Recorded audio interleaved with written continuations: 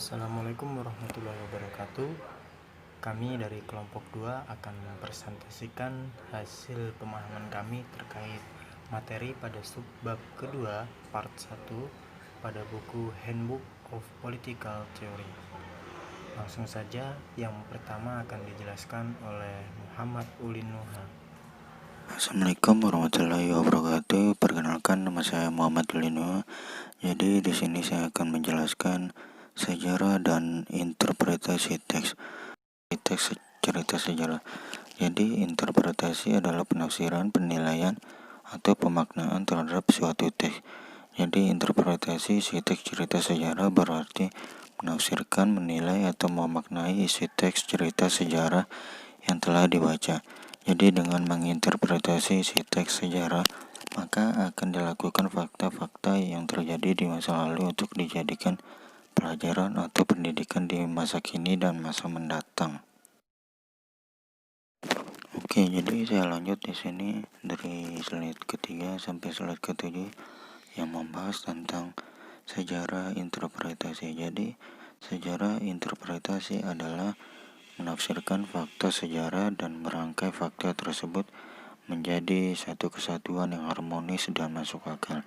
Jadi, interpretasi dalam sejarah dapat juga diartikan sebagai penafsiran suatu peristiwa atau memberikan pandangan teoritis terhadap suatu peristiwa. Jadi, interpretasi yang dimaksud dalam sejarah adalah penafsiran terhadap suatu peristiwa, fakta sejarah, dan merangkai suatu fakta dalam kesatuan yang masuk akal. Jadi, bagi kalangan akademis agar dapat menginterpretasi fakta dengan kejelasan yang objektif, harus dihindari penafsiran yang semena-mena karena biasanya cenderung bersifat subjektif. Jadi proses interpretasi juga harus bersifat selektif sebab tidak mungkin semua fakta dimasukkan ke dalam cerita sejarah.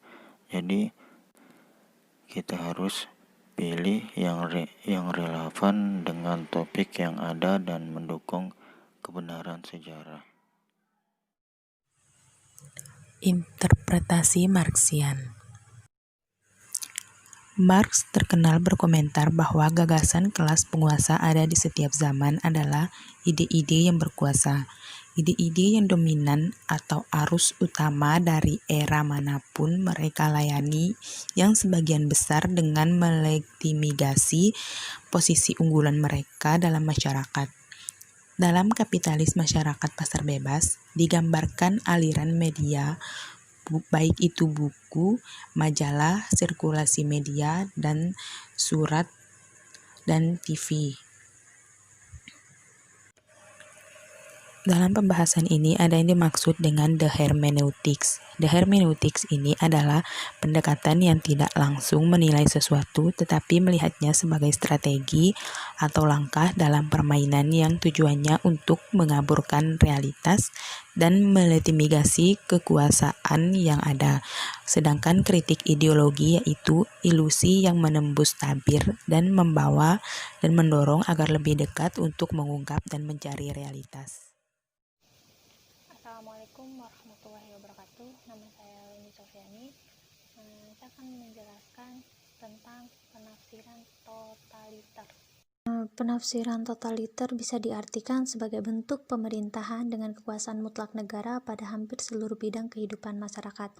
Nah, ya di sini yang artinya di mana teori totaliter ini beranggapan bahwa eksistensi secara perorangan itu tidaklah penting dan tidak adanya jaminan hak-hak untuk rakyat negara itu sendiri.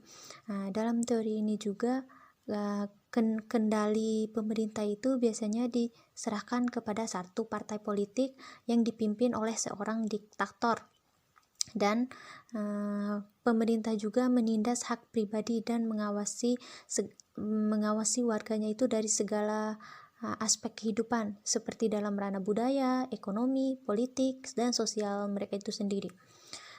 Adapun contoh pemerintah yang totaliter yaitu pada abad ke-20 yang dimana pada abad ke-20 itu di Jerman di bawah pemerintahan Hitler, dan di Kamboja pada tahun sekitar 1970-an. Nah, yang selanjutnya itu adalah interpretasi psikoanalitik. Psikoanalitik bisa diartikan sebagai suatu ilmu yang mempelajari perkembangan kepribadian dan perilaku dari aliran psikologi. Sigmund Freud itu menyatakan bahwa tindakan kita sering dimotivasi oleh keinginan dan kekuatan yang tidak kita sadari secara sadar. Sigmund Freud juga mengemukakan bahwa kehidupan juga memiliki 3 tingkat kesadaran, yaitu sadar, prasadar, tak sadar. Saya akan menjelaskan satu-satu. Sadar itu tingkat kesadaran yang berisi semua hal yang kita cermati pada saat tertentu. Itu selanjutnya yaitu prasadar. Prasadar disebut juga ingatan setiap, yakni tingkatan kesadaran menjadi gambaran antara sadar dan tak sadar itu sendiri. Jadi prasadar ini ada di tengah-tengah antara sadar dan tak sadar. Nah, yang terakhir itu tak sadar. Tak sadar adalah bagian terdalam dari struktur kesadaran. Seperti contohnya kita tidur, pasti kita saat tidur itu kita tidak sadar begitu. Mungkin itu sedikit penjelasan saya tentang penafsiran totaliter dan interpretasi psikoanalitik. Lebih dan kurangnya saya mohon maaf. Wassalamualaikum warahmatullahi wabarakatuh. Mungkin itu sedikit penjelasan saya tentang penafsiran totaliter dan interpretasi psikoanalitik. Lebih dan kurangnya saya mohon maaf. Wassalamualaikum warahmatullahi wabarakatuh. Dan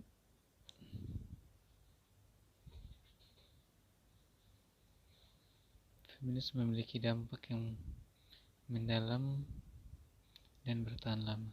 Cara kita mempelajari dan menafsirkan karya dalam sejarah pemikiran politik, seperti perspektif feminis menempatkan isu-isu tentang gender di garis depan, dan dari sudut pandang itu orang memandang teori politik lagi dan membuatnya menarik dan terkadang mengerikan penemuan. Kepekaan semacam itu menyuntingkan ketegangan, skeptisisme yang kuat ke dalam studi tentang karya klasik seperti yang diamati oleh Susan Okinawi. Tradisi besar filsafat politik terdiri secara umum tentang tulisan oleh pria untuk pria dan tentang pria. Teorema atau penghinaan, dan karena itu di luar lingkup sejarawan pikiran politik yang sebagian besar kebutuhan laki-laki, kelalaian wanita dalam sejarah pemikiran politik barat dan bahkan non-barat merupakan keinginan yang bagi telinga modern memekakan telinga feminis. Rerea Dins dan pilihan ulang dari karya atau klasik telah dibuat dan terus membuat mengejutkan dan sering membuat hubungan yang tidak diduga antara fenomena yang tampaknya meremehkan sebagai pandangan pemikir tentang keluarga dan pandangan tentang kebebasan, otoritas, kekhususan, kesetaraan, kewajiban, dan konsep-konsep lain dalam teori politik. Adapun pendekatan feminis atau yang berpusat pada sejarah pemikiran politik dimulai pada tahun 1960-an ketika para wanita mencari masa lalu yang dapat digunakan. Sejarah yang menghubungkan konflik yang ada sekarang dengan yang sebelumnya, yang sebagian besar diabaikan oleh para sejarawan yang kebanyakan adalah pria. Sejarawan pemikiran politik mencari pahlawan wanita dan pahlawan yang memperjuangkan hak asasi wanita, dan penyebab terkait salah satu antologi masa awal.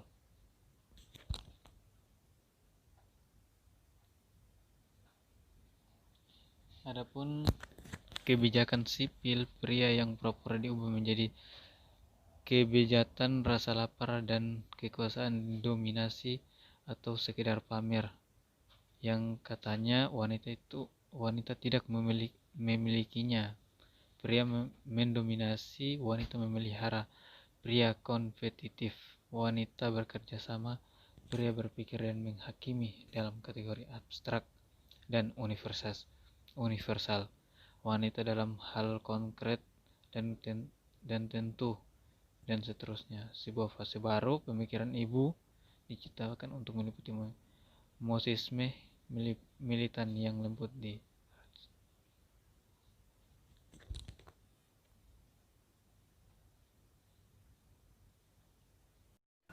Assalamualaikum warahmatullahi wabarakatuh. Oke, saya akan melanjutkan presentasi dari kelompok saya yang sebelumnya tentang feminist interpretation, dan sekarang saya akan mencoba sharing tentang Straussian interpretation. Oke, langsung saja. Yang pertama, apa itu Straussian interpretation? Strauss adalah seorang pengungsi Yahudi dari Nazi Jerman yang beremigrasi ke Amerika Serikat dan kemudian menarik sekelompok pelajar dan pengikut yang setia dan penuh perhatian. Kemudian pengikut almarhum Leo Strauss pada tahun 1899 sampai dengan 1973, itulah yang disebut dengan orang Strauss, dan mereka mengklaim bahwa konon karya Plato dan beberapa penulis lain berisi sebuah kebenaran utuh tentang politik, kebenaran yang abadi, tidak berubah, dan hanya dapat diakses oleh segelintir orang yang beruntung. Dan untuk mendapatkan akses ke kebenaran ini membutuhkan cara khusus dalam membaca dan menafsirkan apa yang dibaca. Jadi Straussian atau orang Strauss adalah pengikut dari Leo Strauss. Rentang waktu pada tahun 1899 sampai dengan 1973 gitu. Kemudian langsung saja ke slide selanjutnya. Yang pertama, Straussian atau orang Strauss sangat membenci liberalisme modern dan tidak mempercayai demokrasi liberal. Mengapa demikian? Sebagian besar itu karena si Hitler telah berhasil berkuasa dalam rezim demokrasi liberal dengan cara yang legal dan demokratis. Oleh karena itu, tidak heran jika Strauss melihat sejarah pemikiran politik liberal modern barat sebagai kisah degenerasi dan pelemahan. Kemudian dia dan para pengikutnya juga membandingkan kekuatan pemikiran politik Yunani dan Romawi klasik dengan kebenciannya dari pemikiran yang lamban gitu. Kemudian Straussian juga berpendapat bahwa liberalisme modern adalah filsafat yang tanpa landasan. Setelah menghindari landasan apapun di alam atau hukum kodrat, liberalisme modern dari Hobbes hingga saat ini direduksi menjadi relativisme yang tidak berdasar dan karenanya tanpa landasan yang normatif dan sumber daya filosofis untuk menahan angin fanatisme pada abad ke-20 yang biasa disebut dengan krisis barat. Kemudian seperti yang didiagnosis oleh Oswald Spengler dan Carl Schmitt, antara lain ialah memiliki akar filosofis yang sangat dalam gitu. Kemudian dianggap juga bahwa krisis Barat adalah sebuah konsekuensi dari krisis filsafat politik. Kemudian interpretasi Straussian melibatkan pembacaan yang tersirat dari teks tertulis yang mengungkapkan makna nyata meskipun tersembunyi. Jadi seolah-olah dikomunikasikan dalam semacam tinta yang transparan gitu, atau tinta tak terlihat. Kemudian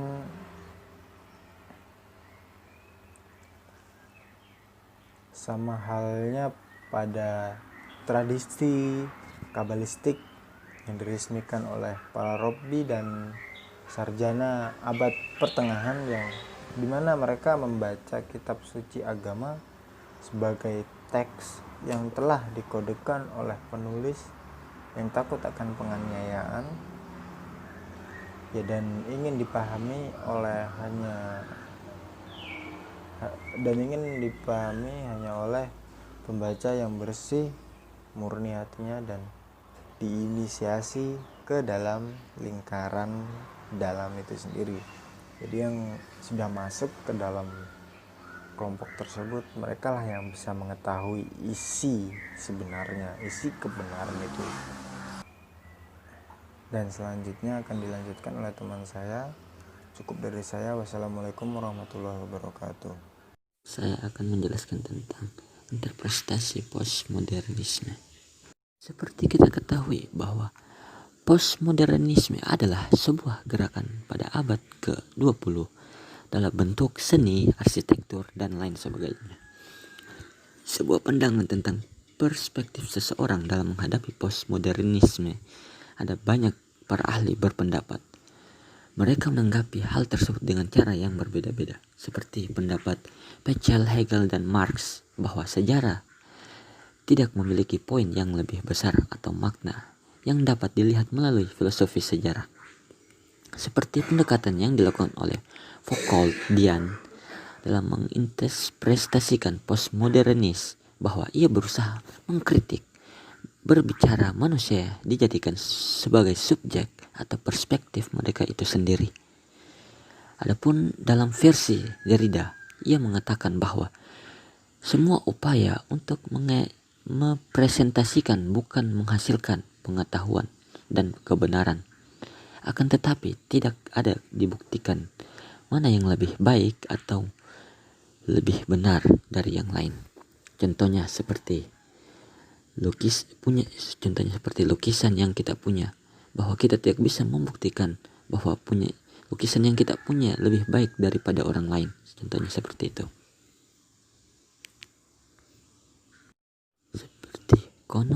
Connolly mengusulkan untuk membaca kembali sebuah sejarah pemikiran politik dengan cara yang baru dan yang lebih bermanfaat. Artinya, kita dapat melihat siapa yang dapat berkontribusi atau tidak setuju dari proyek modernitas dalam sebuah pembangunan masyarakat di awal pengawasan modern. Meskipun mereka menekan pada sebuah identitas dan perbedaan postmodernitas. Pada abad tersebut, mereka menyatukan semua pendapat para ahli mengenai postmodernitas tersebut. Ya, itulah presentasi dari kelompok kami. Apabila dalam penulisan atau pengucapan terdapat salah kata, kami mohon maaf. Sekian dari kami akhiri. Wassalamualaikum warahmatullahi wabarakatuh.